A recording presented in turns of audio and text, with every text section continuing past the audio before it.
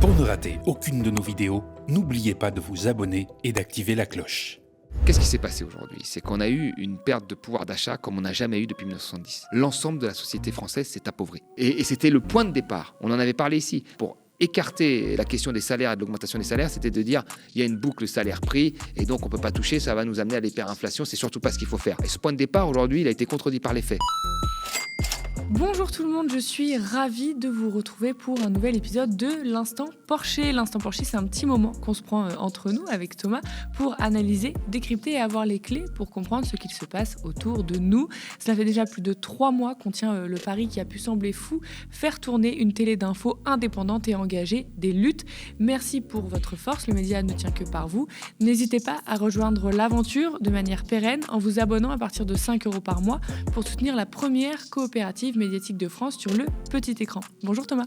Salut Lisa. Et nouveauté pour 2024, j'ai intégré souvent vos commentaires et questions dans la préparation de l'Instant Porcher. Sachez désormais que nous répondrons à une de vos questions économiques toutes les semaines, alors n'hésitez pas en commentaire. Avec toi aujourd'hui Thomas au programme, quelle est la priorité pour les Français? Les politiques sont-ils à côté de la plaque? Un peu, c'est parti.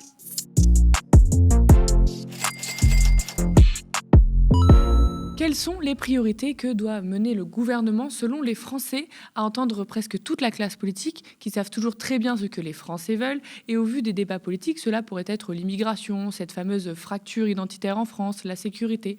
Eh bien non, c'est le pouvoir d'achat pour 52% d'entre eux. Le dernier sondage Elab pour BFM du 3 janvier révèle ces chiffres.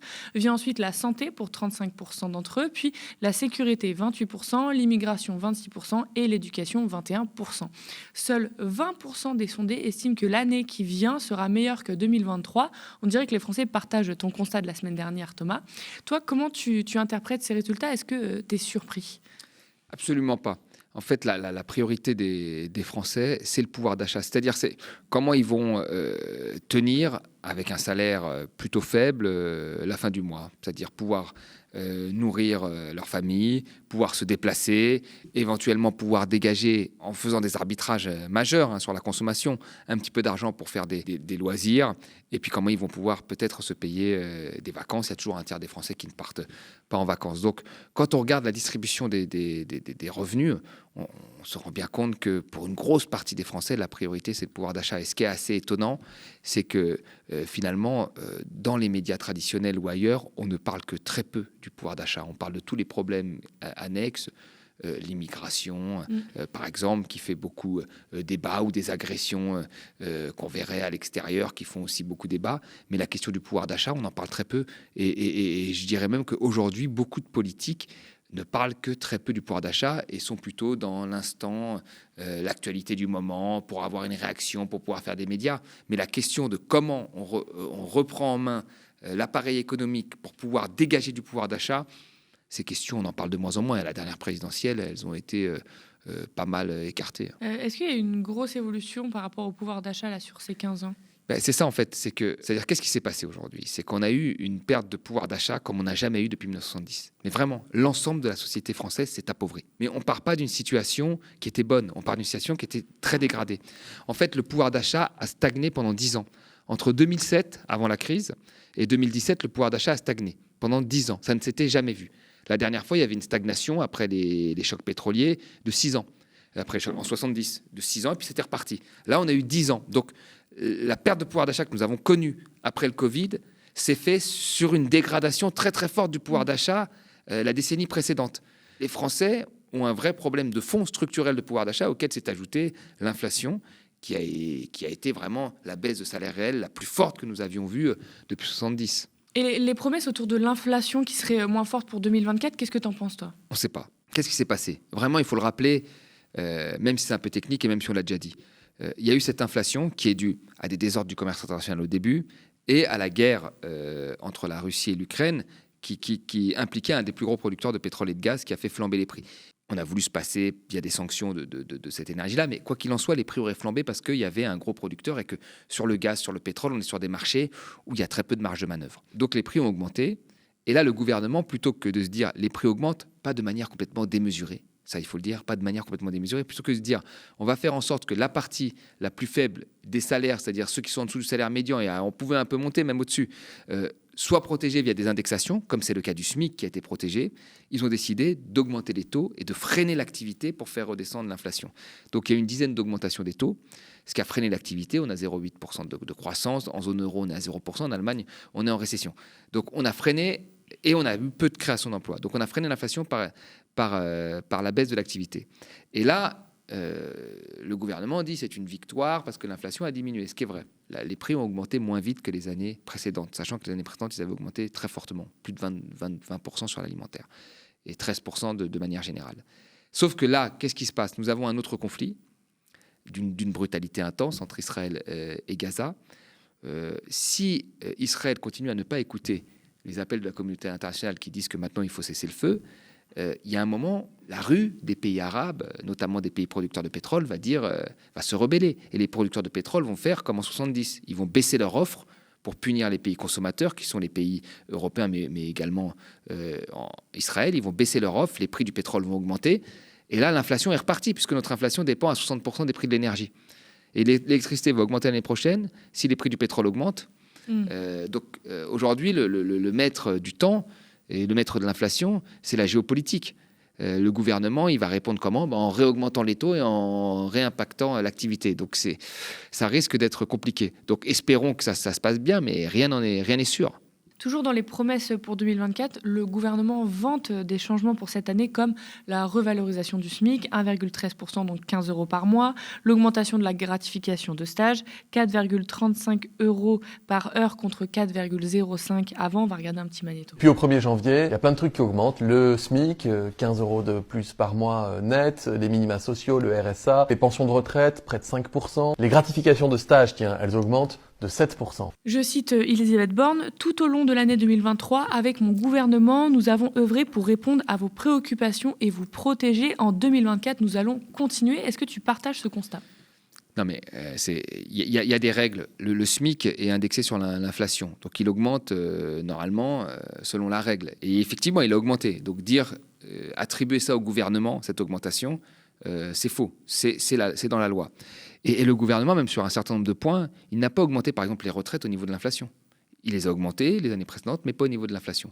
Donc les retraités ont perdu en pouvoir d'achat. Alors là, il va y avoir un effet de rattrapage sur les années précédentes, mais ils ont perdu pendant un certain temps du pouvoir d'achat. Et vous savez, il y a des chocs de décalage. C'est-à-dire que si pendant 2 ans, vous n'avez pas votre revenu et qu'après on vous le rattrape à la énième année ou en partie, ça n'enlève pas la peine que vous avez eue pendant ces 2 ans. Vous avez dû faire des arbitrages douloureux. Et donc c'est ça, même si aujourd'hui sur les retraites, il y a un effet de rattrapage, et encore que je pense que même avec cet effet de rattrapage, avec l'inflation qu'on aura, il y aura une petite perte de pouvoir d'achat. Mais bon, même s'il y a un effet de rattrapage, pendant 2 ans, ça n'a pas augmenté au même niveau que les prix. Donc en réalité, les retraités, quand on regarde 2020-2023, ils ont été plus pauvres. Les bénéficiaires de prestations sociales, notamment du RSA, ont été plus pauvres. Ceux qui sont au revenu moyen ont été plus pauvres. Alors il y a eu des négociations et des augmentations à la fin du trimestre 2023, mais ils ont été plus pauvres sur cette période-là. Il n'y a que le SMIC qui a été protégé de la hausse des prix.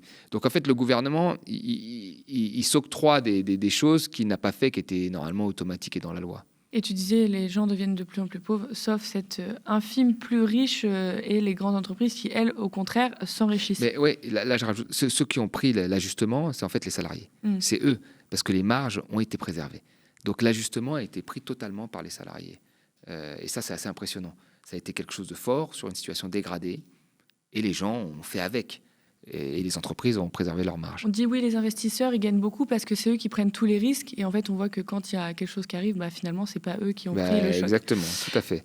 Est-ce que l'arrêt des boucliers tarifaires pour l'énergie, ça va avoir un impact sur les factures des Français? Oui, c'est ça qui va être difficile. Imaginons qu'il n'y ait pas la dérive économique engendrée par le conflit. Ce qui est largement possible parce que, visiblement, le conflit, Israël ne veut pas arrêter. Donc, cette dérive peut arriver. Mais s'il n'y a pas cette dérive et qu'on a une inflation qui diminue, alors là, elle a légèrement augmenté, mais qui reste à un niveau, on va dire, en dessous à un peu plus de 3%, 3-4%, les Français ne vont pas s'en apercevoir parce qu'en même temps, les boucliers tarifaires vont s'arrêter. Boucliers tarifaires qui ont été pratiqués dans beaucoup de pays, pas que la France. On aime bien dire qu'il y a que chez nous, dans beaucoup de pays, ils l'ont fait. Le gouvernement vante énormément les boucliers mais dans beaucoup tarifaires. de pays, ils ont fait plus ou moins des mesures de la sorte. Là, les prix de l'électricité vont augmenter, normalement de 10%, normalement, d'ici février. Et donc, les gens ne vont pas voir leur facture diminuer. Et en même temps, les prix ne baissent pas, ils augmentent juste moins vite. Donc, dans l'alimentaire, où là, vous avez plus de 22%, parce que l'alimentaire, c'est ce que vous faites tous les jours. Je veux dire, l'inflation globale, en réalité, vous ne changez pas d'iPhone tous les jours, vous ne changez pas de bureau tous les jours. L'alimentaire, c'est tous les jours. Et donc, quand vous faites de l'alimentaire tous les jours, là, vous vous rendez compte qu'il y a un problème. Et donc, l'alimentaire est à plus de 22%. Et ça ne va pas diminuer. Donc, on ne va pas revenir au prix d'avant. Les salaires vont peut-être rattraper, mais ça va dépendre du rapport de force et des secteurs qui peuvent le faire pour que les augmentations aient lieu. C'est quoi les solutions pour toi pour augmenter le pouvoir d'achat là ? Mais en fait, la solution, c'est ce qu'on avait dit au début ici. Alors, et c'est là-dessus que les gens auraient dû se battre, vraiment le plus possible. C'était, dans un premier temps, de bloquer tous les prix, d'établir, parce qu'on a beaucoup de hauts fonctionnaires, on a beaucoup de gens dans des cabinets, et ben ils auraient mieux fait de se dire, voilà, quelle est la liste de ce qu'on pourrait appeler les biens essentiels. Un certain nombre de biens essentiels, dans des légumes, dans des produits d'hygiène, etc. On bloque les prix là-dessus. On fixe le décret qui est prévu par la loi, par l'article. On bloque les prix pendant 3 à 6 mois.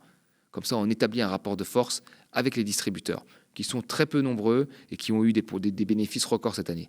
On établit un rapport de force, on bloque les prix. On discute avec eux de la marge, on voit si ça... Parce que si on bloque les prix et que ça marche bien, bah, tant mieux. S'ils arrivent encore à avoir un bon bénéfice, bah, ça veut dire qu'on a préservé le pouvoir d'achat. Eux, ils ont dit, bon, bah, on ne fera pas autant de bénéfices, mais ça va quand même.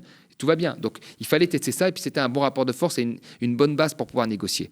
Et puis ensuite, moi, j'aurais pris le salaire moyen ou le salaire médian. On peut commencer par le salaire médian, 1 700 €. Tous ceux qui sont en dessous, j'indexe sur les prix, comme le SMIC. Et je vois quel est l'impact sur l'inflation. Si l'inflation, elle prend 0,5, si elle prend rien, bah, ça veut dire qu'on peut indexer un peu plus, on remonte. Si elle prend un peu, bah, ça veut dire que c'est pas grave. Et voilà. Et on continue, on tâtonne.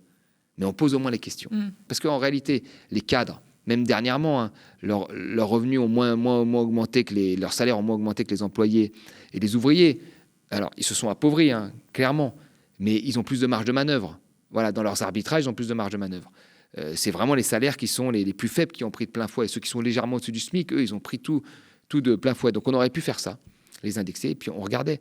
Et puis je rappelle qu'aujourd'hui, l'inflation est négative en Belgique, un pays qui a indexé ses salaires sur les prix et qui a, elle, augmenté ses salaires de plus de 10%.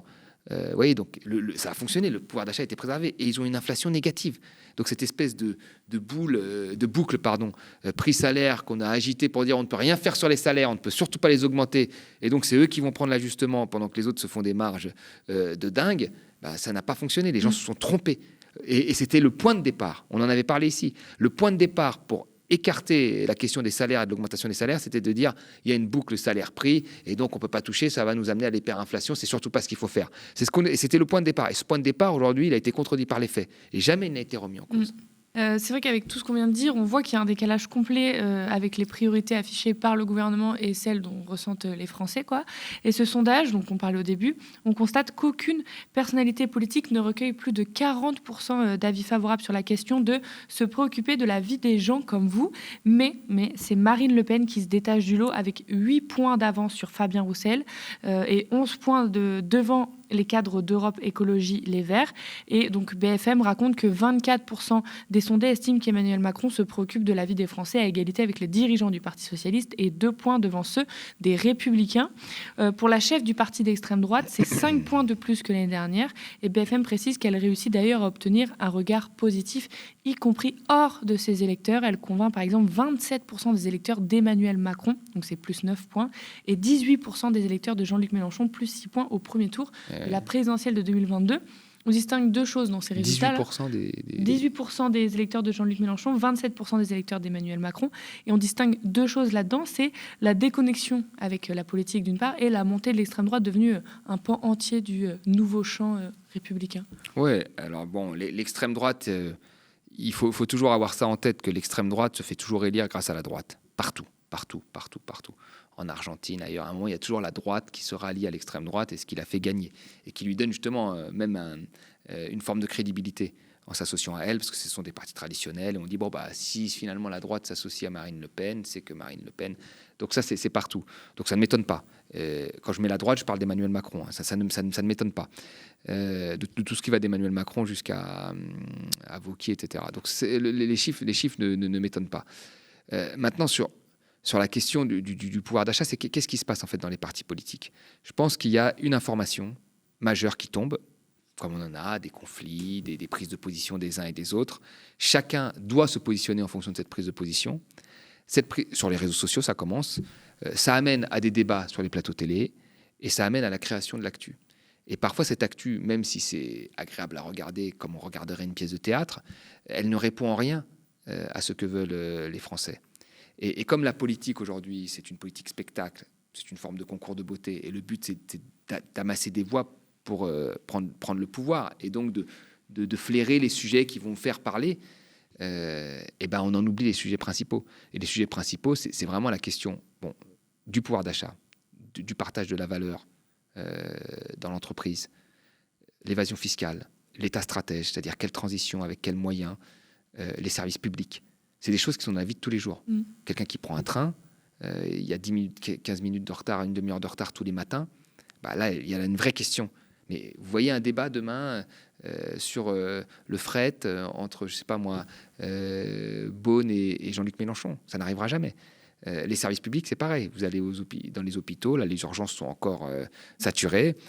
Donc, pareil, c'est un débat qui intéresse les gens, mais c'est des débats qui occupent très peu d'espace médiatique. Et je pense que c'est ça, en fait, qu'il y a de plus en plus. Et c'est pour ça que les gens votent de moins en moins. C'est qu'il y a une vraie déconnexion entre ce que eux veulent et ce que la politique leur présente. Et à la fin, ils pensent que la politique ne pourra rien faire pour eux et ne pourra pas changer leur vie. Et donc, c'est un spectacle qu'on regarde. On va dire, lui, je l'aime bien parce qu'il est proche de ma position. Mais en réalité, ça fait longtemps qu'on n'a pas eu des vrais débats sur ce qui pourrait changer la vie des Français. Et la priorité des Français sur le pouvoir d'achat, on l'a vu, et Marine Le Pen en haut des avis favorables. Est-ce que ça va ensemble? Est-ce que Marine Le Pen répond vraiment à la question du pouvoir d'achat, même si dans le discours, elle le dit? Non, Marine Le Pen, non. Alors, elle le dit dans le discours, là où elle a été... En fait, comme à la base, elle est tellement identifiée sur les points traditionnels, immigration de l'extrême droite, l'immigration, le fait que, sécurité, etc. Elle a eu un tournant malin en s'attaquant au pouvoir d'achat. Mais là où elle bénéficie, en fait, d'un regain d'intérêt d'une partie de la population, c'est que, en fait, chaque fois qu'il y a un problème sur le pouvoir d'achat, sur le service public, on trouve toujours comme coupable l'étranger. Et c'est très simple de se dire, écoutez, moi, j'ai pas une place en crèche, j'ai pas un appartement dans un HLM, je dois attendre longtemps aux urgences parce qu'il y a trop d'étrangers. Et que notre modèle social ne peut pas tout. En fait, il ne peut pas accueillir toute la misère du monde. Voilà. Et donc, c'est sur l'appauvrissement des populations, les politiques libérales mises en place, que l'extrême droite trouve sa force. C'est là-dessus. Et donc, elle arrive bien à allier les deux. Mais dans son programme, il n'y a rien. Aux manifestations des retraites, elle n'était pas là. Sur le pouvoir d'achat, à part des baisses de taxes qui concerneraient des jeunes entrepreneurs, il n'y a rien. Il n'y a rien du tout. Donc, sur le SMIC non plus. Sur le SMIC non plus. Elle était contre la hausse du SMIC. Donc, en réalité, il n'y a rien de concret. Il n'y a rien de concret. Mais elle bénéficie d'un regain d'intérêt parce que quand il y a un appauvrissement, c'est toujours plus simple de trouver un coupable que de parler encore une fois pendant, je sais pas moi, 1 heure de ce qu'on pourrait faire, de quels moyens on pourrait prendre pour changer la vie des gens, ou comment on pourrait faire passer l'augmentation des salaires, ou même l'indexation des salaires sur les prix. C'est quelque chose de technique, c'est quelque chose de fatigant. Et c'est plus simple de dire, on n'augmente pas ton salaire parce qu'il y a un étranger qui accepte le même boulot que toi, 3 fois moins cher. Ce qui est parfaitement faux, parce que ça se passe pas comme ça. C'est beaucoup plus simple de trouver un coupable idéal que de s'interroger, de faire réfléchir les gens. Ne pas se faire avoir par les discours, c'est ce qu'on essaye ici. Merci. Tout à fait, merci. Et merci à vous, chez vous, d'avoir suivi cet épisode de l'Instant Porcher. Quel plaisir de commencer 2024 avec vous. Ça fait déjà plus de 3 mois qu'on tient le pari qui a pu sembler fou, faire tourner une télé d'infos indépendante et engagée des luttes.